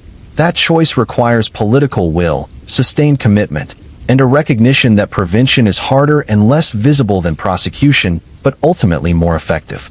It requires funding adequate supervision for people on parole, ensuring probation officers have manageable caseloads and the resources to actually monitor compliance. It requires creating accessible mental health care, so families like the Sloans can get help before tragedy strikes rather than after. It requires building support systems in schools and communities so teenagers like Hannah and Evan have adults to turn to in crisis. It requires information sharing and coordination so predators like Victor Halden can't slip between jurisdictional cracks. These investments won't prevent every tragedy. Some violence is truly unpredictable. Some crimes happen despite all reasonable precautions. But the 5 cases we've examined weren't unpredictable. They were foreseeable, preventable, and ultimately tragic because we failed to invest in prevention adequately. Each case involved warning signs that were documented but not acted upon, systems that existed in theory but not in functional reality, opportunities for intervention that were missed because resources weren't available. The reforms that followed these cases have made differences at the margins. Improved supervision has prevented some repeat offenses. Better information sharing has helped catch some predators before they claim multiple victims. Enhanced mental health awareness has led some families to seek help earlier. These are real improvements, and they've saved real lives. But they're incremental changes to systems that need fundamental transformation. We need to move beyond reactive reform, where each tragedy leads to narrow policy changes aimed at preventing that exact scenario from recurring, to proactive investment in comprehensive prevention infrastructure. We need to fund mental health care not just for people who've already committed violent acts, but for everyone who needs it. We need to staff probation and parole offices at levels that allow meaningful supervision, not just paperwork processing. We need to create community support systems that identify at-risk individuals and provide intervention before crisis points are reached. This transformation requires resources, but the cost of not making these investments is measured in lives lost and families destroyed. Emily Hartwell's parents spent hundreds of thousands of dollars on the search for their daughter and the subsequent advocacy work. Victor Halden's victims included children whose families paid enormous costs in grief and trauma. Hannah Pierce's death cost a community its sense of safety and coherence. Margaret Sloan's death cost the loss of a dedicated teacher and left her son institutionalized. Laura Kensington's death cost dozens of elderly and special needs clients who depended on her care. The economic costs alone of these failures are staggering, before we even consider the incalculable human costs. Prevention is cheaper than response, more humane than punishment, more effective than documentation. But it requires patience and faith, willingness to invest in systems whose success is measured by the absence of headlines rather than the presence of arrests. It requires recognizing that the best outcome is a tragedy that never happens, a victim who never becomes a victim, a perpetrator who never offends because intervention came early enough to change the trajectory. The families of victims in these 5 cases deserve to be remembered not just as cautionary tales, but as people who loved and were loved, who had plans and dreams and futures that were stolen by preventable violence. Emily Hartwell wanted to study marine biology, loved dolphins, organized books with careful precision. Lucas Moreno was a child in foster care, hoping for stability and belonging. Michael and Jennifer Brennan were raising 2 children in a remote cabin they'd chosen for its peace and beauty. Sarah and Christopher survived, but carry trauma that will shape their entire lives. Hannah Pierce was seeking love and acceptance after a difficult childhood, trying to build connections in a world that had often failed her. Margaret Sloan was a teacher who bought school supplies with her own money and stayed late to help struggling students. Laura Kensington was a caregiver who made elderly and disabled people's lives easier through quiet, consistent support. These were real people, not abstractions, not data points in discussions about criminal justice reform. Their deaths matter not just as evidence of systemic failure, but as losses that can never be recovered, futures that can never be realized, potential that was destroyed. When we talk about prevention, we're talking about giving other potential victims the chance to live full lives, to achieve their dreams, to love and be loved, to simply exist without becoming tragedies. The perpetrators in these cases also represent lost potential, though of a different sort. Caleb Rourke might have been identified and treated before his obsession with children turned violent if systems had existed to track patterns of concerning behavior. Victor Halden showed signs of dangerous psychology from childhood, signs that were documented but never led to effective intervention. Evan Cole was a frightened teenager who made an irreversible decision in a moment of panic, a decision that's shaped by adolescent brain development he couldn't control. Daniel Sloan was failed by a mental health system that didn't catch his psychosis until after he'd killed his mother. Marcus Hale was released into a supervision system so dysfunctional it was effectively meaningless. This isn't to excuse their actions or diminish their responsibility. Each of them made choices that destroyed lives and deserve to face consequences for those choices. But it's to recognize that in a different world, with different systems, some of these crimes might never have occurred. If Caleb Rourke had been flagged and monitored after his earlier inappropriate behavior, if Victor Halden had received adequate supervision and treatment instead of repeatedly being released to offend again, if Evan Cole had access to better support systems and counseling, if Daniel Sloan had gotten mental health care before his psychosis led to violence, if Marcus Hale had been actually supervised instead of nominally supervised, the systems we build shape the outcomes we get. We've built systems that are good at documenting crimes, prosecuting offenders, and warehousing people in prisons. We've invested heavily in these reactive responses, but we've underinvested in the proactive work of identifying risks, providing treatment, ensuring adequate supervision, creating support systems that catch people before they fall. The result is predictable. We solve crimes efficiently, but prevent them poorly. Changing this pattern requires political courage because prevention is difficult to campaign on. There are no dramatic arrest photos, no powerful prosecution speeches, no clear before and after comparisons. Prevention is quiet work, unglamorous work, work whose success is invisible. But it's the work that actually keeps communities safe, that protects potential victims, that saves lives rather than just avenging them. The 5 cases examined in this documentary should haunt us. Not because they're unusual, but because they're representative.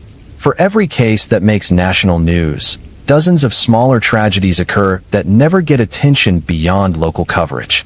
For every Emily Hartwell whose surveillance footage becomes iconic, there are children who disappear without cameras capturing their final moments.